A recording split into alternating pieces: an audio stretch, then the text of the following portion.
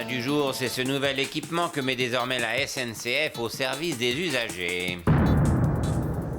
SNCF. Just walk.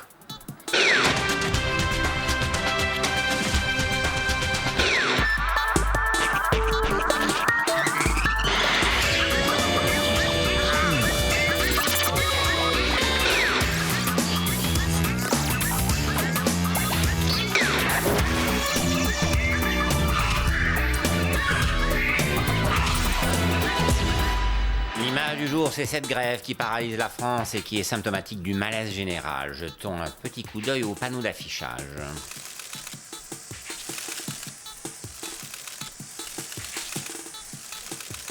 Oula, il aurait peut-être fallu prendre un autre moyen de locomotion.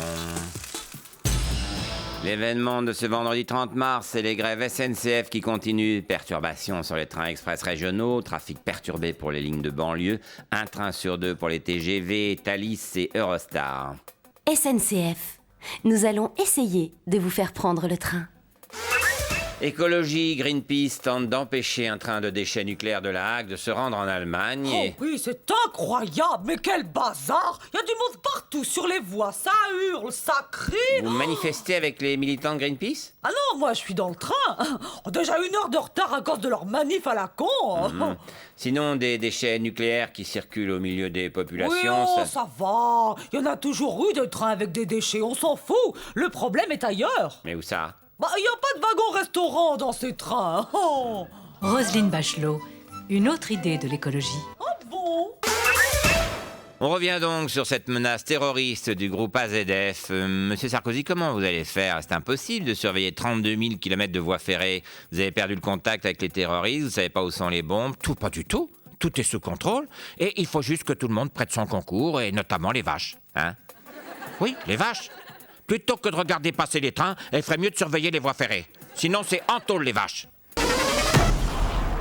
L'événement de ce jeudi 10 avril, c'est la suppression de la carte famille nombreuse qui permettait aux familles d'avoir des réductions à la SNCF. Après les vaches, ce sont les familles nombreuses qui vont regarder passer les trains. On commence par le social, cher à Martin Hirsch et à Nicolas Sarkozy. Faute de subventions gouvernementales, la carte famille nombreuse de la SNCF va être supprimée. Monsieur Fillon, c'est une mesure terrible pour les familles qui ont déjà du mal avec la baisse du pouvoir d'achat. Mais on ne peut pas faire autrement, on n'a plus le moyen de financer. Et comment vont faire les familles? Mais moi aussi, j'ai une famille nombreuse et j'ai déjà trouvé une solution. C'est quoi?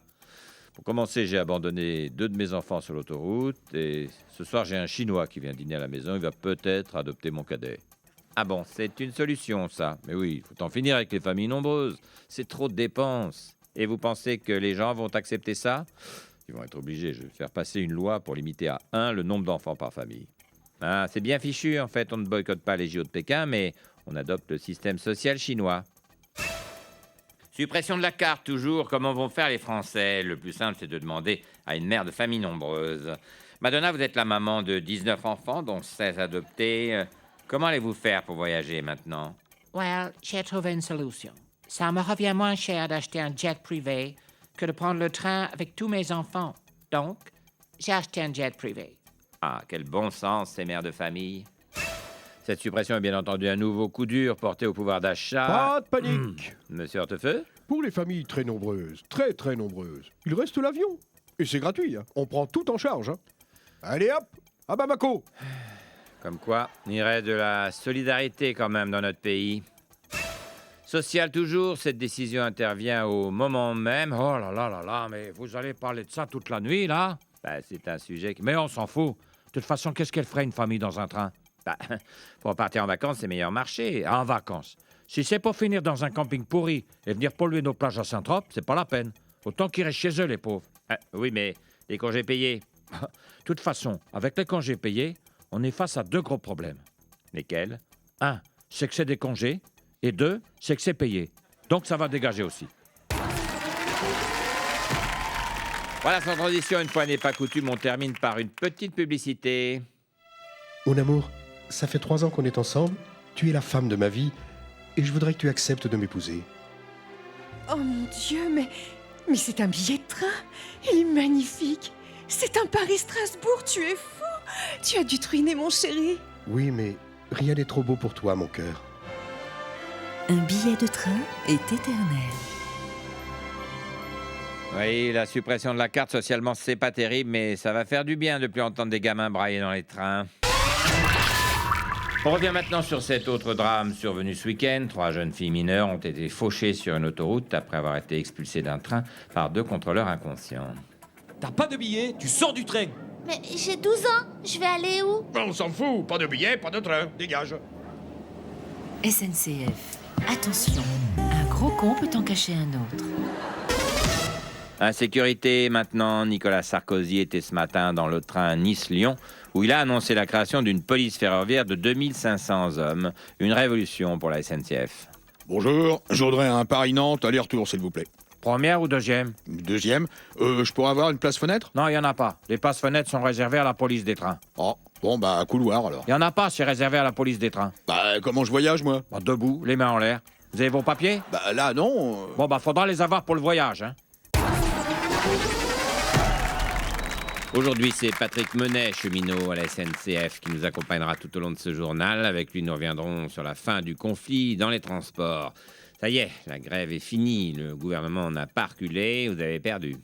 Non. Ah, si, Sarkozy a gagné, tout le monde le dit. Mais non, nous sommes entrés dans la phase de négociation. Non, vous avez perdu. Vous avez bloqué le pays pendant 9 jours pour rien. Alors, bravo, j'espère que vous êtes content de vous. On va y revenir.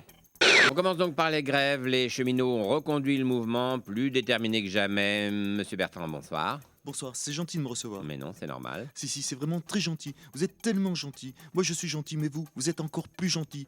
Vraiment, c'est sincère. Oui, merci. Donc, on en est où exactement des négociations, monsieur Bertrand? Je me bats chaque jour, chaque instant, pour que les cheminots obtiennent le meilleur pour eux. Je les écoute et je ne peux m'empêcher d'être de leur côté pour qu'ils obtiennent le maximum. Super. Et ils ont obtenu quoi, alors? Rien. Mais je n'ai que ça en tête, faire avancer les négociations, car à chaque fois qu'un cheminot souffre, c'est un coup de poignard qui me transperce le cœur, parce que je suis comme ça, profondément humain. Oui, donc vous avez repris les négociations, je suppose. Non, mais je comprends leur inquiétude, leur désespoir, leurs revendications même. Je pense que leur combat est juste, et combien de fois je me suis dit que si je n'étais pas ministre, je serais dans la rue, à leur côté, à manifester avec eux. Oui, donc si ça dure, vous allez lâcher du lest. Jamais. Et ma porte sera toujours ouverte, car je suis comme ça, accueillant, ouvert, généreux et profondément humain. Ça fait du bien d'avoir un ministre aussi sensible. On commence par la grève qui gêne de plus en plus de Français. Les usagers sont excédés et le mouvement social est de plus en plus impopulaire, comme le prouve ce micro-trottoir. Là, c'était ce matin à Boulogne-Billancourt.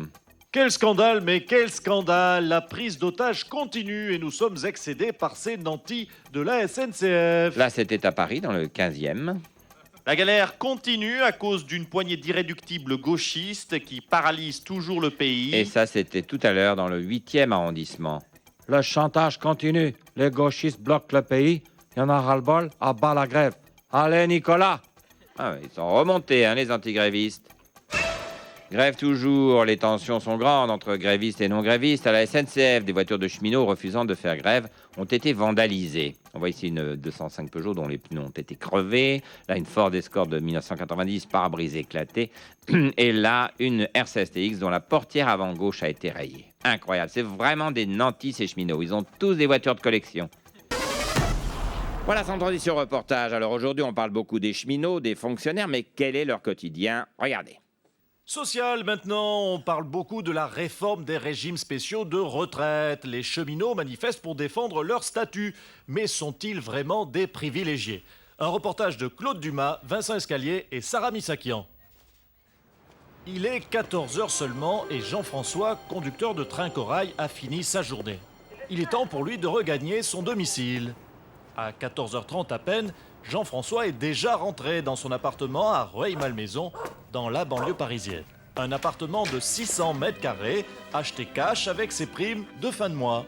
Après un détour par son jardin d'hiver, où il entrepose sa collection de plantes ramenées de tous les pays du monde, pays qu'il a le temps de visiter puisque Jean-François, comme tous les cheminots, a 6 mois de congés payés par an.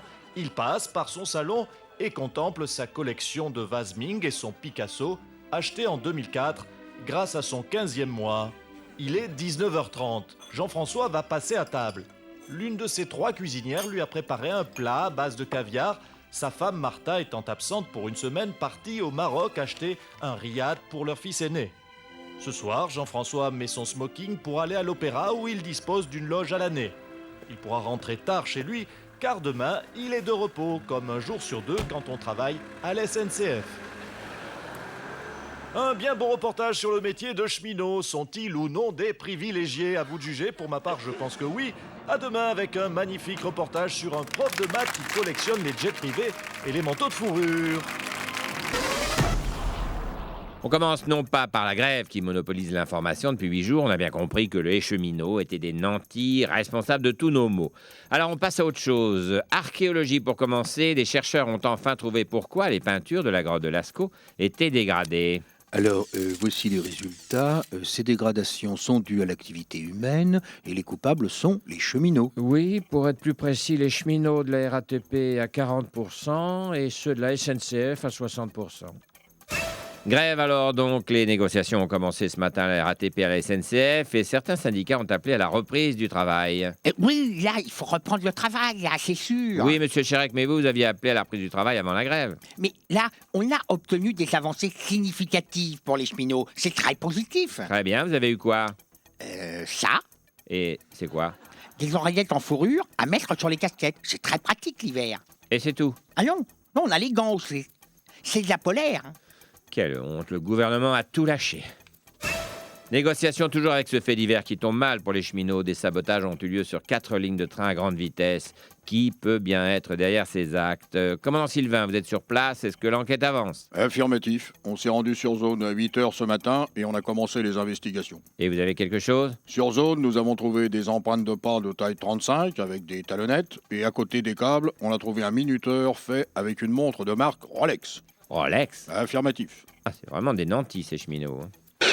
Voilà, je suis donc avec Patrick Menet, cheminot à la SNCF. Monsieur Menet, vous avez fait partie des grévistes jusqu'au boutiste. J'imagine qu'aujourd'hui, vous êtes fier de vous? Ah oui, le combat était légitime et nous avons obtenu des avancées sur la pénibilité notamment. Ah oui, sur la pénibilité, on a bien compris. Oui. On en a tous profité d'ailleurs. Hein. Vous avez été bien pénible pendant 9 jours à bloquer toute la France. Ah, oui, non, mais c'est notre seul moyen de défendre nos droits. Mais vous comprenez qu'on en a marre. On n'est pas du bétail. Ça va bien, on a été pris en otage pendant 9 jours par une minorité. C'est insupportable. Bah, vous savez, notre combat sera celui de tous les Français dans un an. Oui, vous savez combien il y avait de kilomètres de bouchons autour de Paris? 600 kilomètres. Vous trouvez ça bien?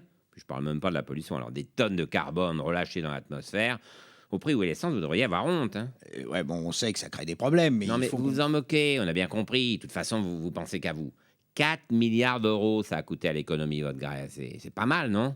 Je comprends pas. Au moment où le gouvernement était en train de relancer la croissance avec tous les ministres qui font un travail remarquable, vous, les nantis de la SNCF, vous mettez tout par terre pour défendre vos privilèges. C'est honteux. Je suis désolé, le droit de grève existe et on s'en sert. Très bien. Ben, allez-y, tuez le pays, allez-y. Pour défendre 2-3 privilégiés, vous allez faire mourir 60 millions de Français. C'est responsable, c'est bien ça. Nicolas Sarkozy a été élu pour faire cette réforme à 53%. C'est quand même clair, non? Il a gagné l'élection, vous avez perdu, donc vous vous taisez. En quelque sorte, je vous demande d'être démocrate, si ce mot signifie quelque chose pour vous. Ouais, ça va, j'ai compris. Oh, n'importe quoi. Ça soulage, hein. Excusez-moi, j'ai été un peu dur, mais bon, la grève se termine et j'avais pas encore fait mon travail de journaliste. Et la suite. L'événement de ce mardi 25 janvier, c'est la SNCF qui a présenté ses excuses pour son comportement pendant la Shoah. Ce qui s'est passé est regrettable. Normalement, le convoi d'enfants juifs partait de Drancy pour se rendre en zone libre, mais à Orléans, une erreur d'aiguillage les a envoyés vers l'est. Et là, un problème d'électricité a empêché le train de freiner en gare de Strasbourg et ils se sont retrouvés à Auschwitz. Ah, ça fait un long moment qu'ils ont des problèmes, hein, la SNCF. Oui, le début du voyage s'est admirablement bien passé. Nous avons atteint notre destination sans embûche, voilà. Tout ça est passé comme un rêve. Qui est cet homme? C'est Phileas Fogg. Il vient d'accomplir le tour du monde. C'est alors qu'au 7e jour, avec mon fidèle Passepartout, nous traversâmes le canal de Suez, infesté de crocodiles. Un étrange reptile muni de dents affûtées comme des poignards. Oh mon Dieu! Nous avons aussi rencontré des tigres féroces en Inde.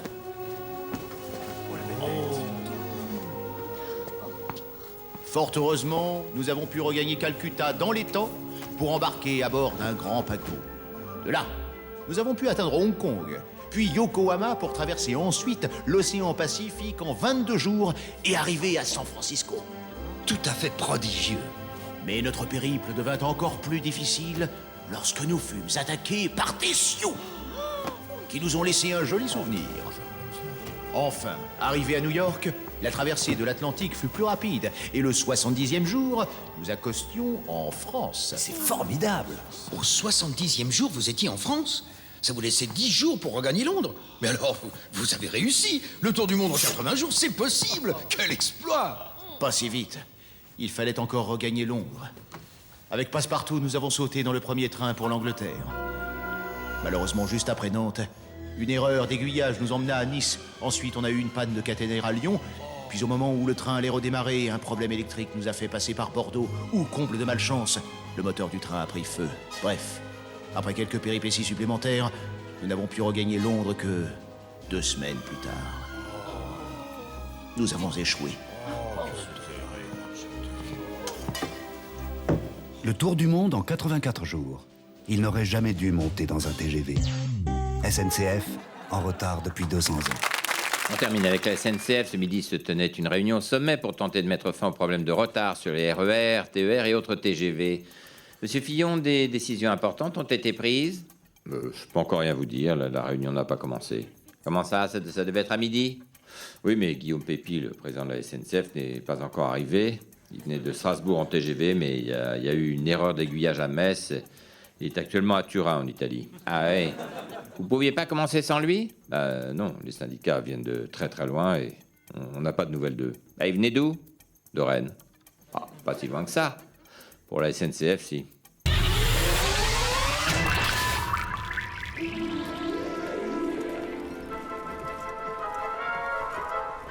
En route pour Poudlard! J'espère que cette année, on n'aura pas Rogue en sorcellerie.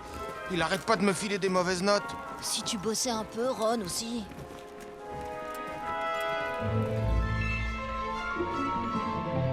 Qu'est-ce qu'il fait, notre train?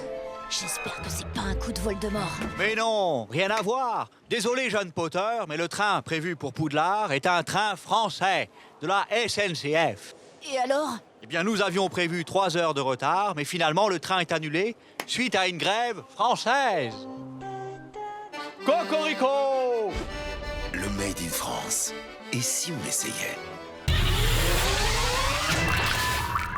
France toujours, selon le Canard enchaîné, la SNCF a commandé 2000 TER trop larges et va devoir raboter 1300 quais pour pouvoir les faire passer. Je ne trouve pas ça scandaleux, n'est-ce pas? Ah bon? Non. Avoir des trains plus larges, plus grands, va permettre de les remplir de gnacoués afin de les renvoyer dans leur C'est ville. bon, papa.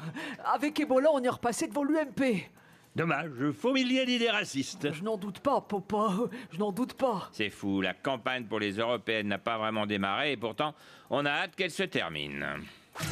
La SNCF a tout de suite réagi et s'est immédiatement adaptée à ces trains trop larges. Éloignez-vous de la bordure du quai, s'il vous plaît. Un train trop large va entrer en gare, voies 5, 6 et 7. Planquez-vous. France toujours, la polémique enfle autour de la SNCF qui a commandé des trains trop larges et va devoir raboter 1300 quais de gare en France. Monsieur Land, on parle même de devoir agrandir les tunnels maintenant. Ah oui, c'est super. Comment ça, super? Pour une fois, c'est pas moi qui fais la bourde. C'est Guillaume Pépi, le patron de la SNCF. Et alors? Ça veut dire qu'il y a un gars encore plus nul que moi dans le pays. Merci, Guillaume. Oui, peut-être, mais comment on va faire maintenant? On y travaille. J'ai convoqué un sommet européen d'urgence. Et pourquoi? Les trains, ils sont tellement larges qu'il va falloir agrandir la France. J'ai demandé une bande de 1 mètre de large à la Belgique, à la Suisse et à l'Italie. Alors, ces trains trop larges commandés par la SNCF posent évidemment beaucoup de questions. Jamy, comment peut-on expliquer une telle erreur de calcul? Eh bien, Patrick, c'est pas un sorcier. Et je vais vous l'expliquer grâce à ce schéma. Ah, c'est pas un schéma, c'est une photo de Guillaume Pépi, président de la SNCF. Exactement. Et comme vous pouvez le voir, le patron de la SNCF louche exagérément. Il n'a donc aucune notion des proportions ou des distances. Jamy, ça va pas, non? C'est scientifique, Patrick. D'ailleurs, quand Guillaume Pépi dit « un train peut en cacher un autre », c'est souvent le même train, puisqu'il en voit 2. Bon. Oui, en même temps, c'est l'explication la plus crédible qu'on ait eue depuis 2 jours. Après la loi travail, Macron va s'attaquer maintenant à la SNCF. Allez, va vite le Macron, pour essayer de faire passer ses lois. Plus vite qu'un TGV. Attention au déraillement. Mesdames et messieurs, je suis votre chef de bord. chef des armées, chef des ministres et chef des présidents de la République de moins de 40 ans. Ce train ne s'arrêtera plus à la gare des acquis sociaux. En revanche, ce train desservira la gare de Pôle emploi. Vous trouverez en milieu de rame la voiture ressources humaines avec notre formule licenciement express préparée par notre chef Édouard Philippe. Je vous rappelle que tout migrant non étiqueté sera automatiquement détruit par notre service de déminage. Ce voyage durera 5 ans et terminus Marine Le Pen.